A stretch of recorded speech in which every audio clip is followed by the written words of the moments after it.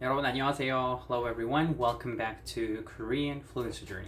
Finally, I am back um, in YouTube, and it's been a long time since I made a very proper video for YouTube.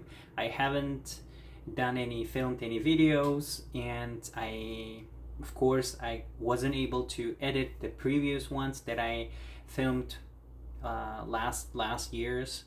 So, and I want to apologize because I was very busy with my studies and with my work, and it's really hard. I thought that it would be manageable to do both things, especially not only like work and the teaching, but at the same time like doing contents, creating contents for my audience.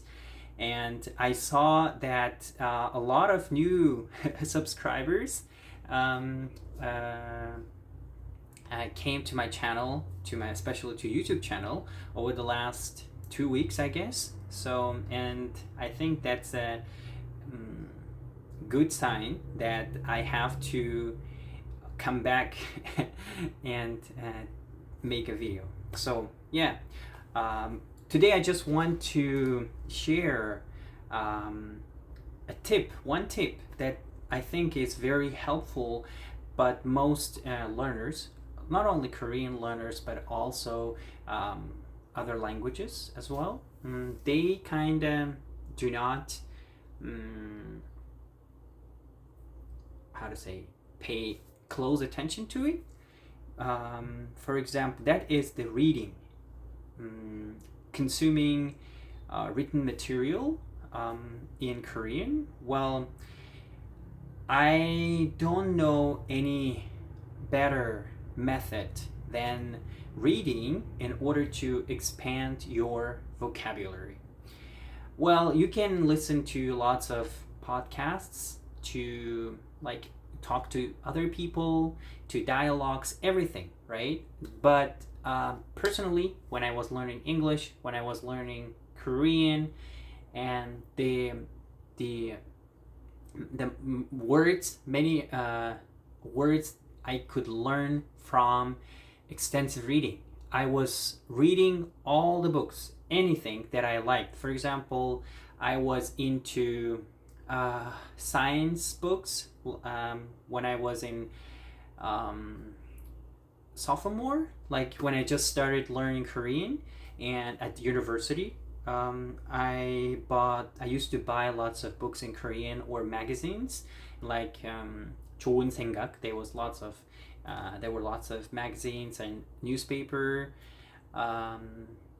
that you can find online as well, or in the library, or you don't have to buy any books. You can just read the news articles. So, and every time when I read extensively, not just for a topic exam or for some sort of exam like KIAP, right, in Korea, I try to read as much as possible in Korean, like including science books, self-help books. I don't like self-help books, but self-help books are very, in terms of vocabulary and grammar, they are not that complicated.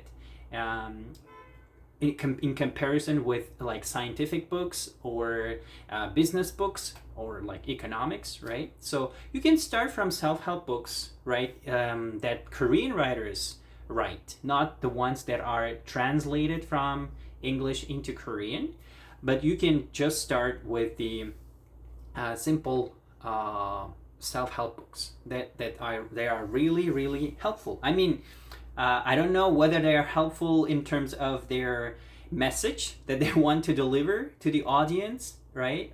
But in terms of language acquisition, like in terms of vocabulary expansion, they are very authentic, and that's what I recommend for my students as well, for people who want to enrich their vocabulary.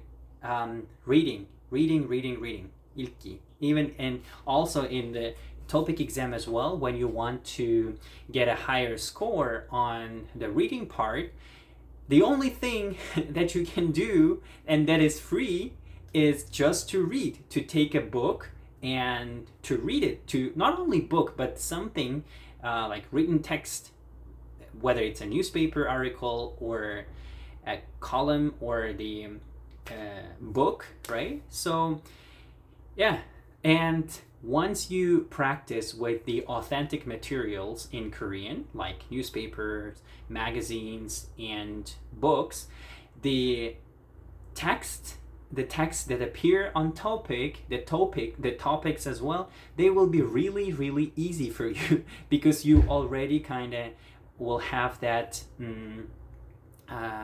skill or kind of familiarity with the text, with the Korean text, how they are structured, how they are made.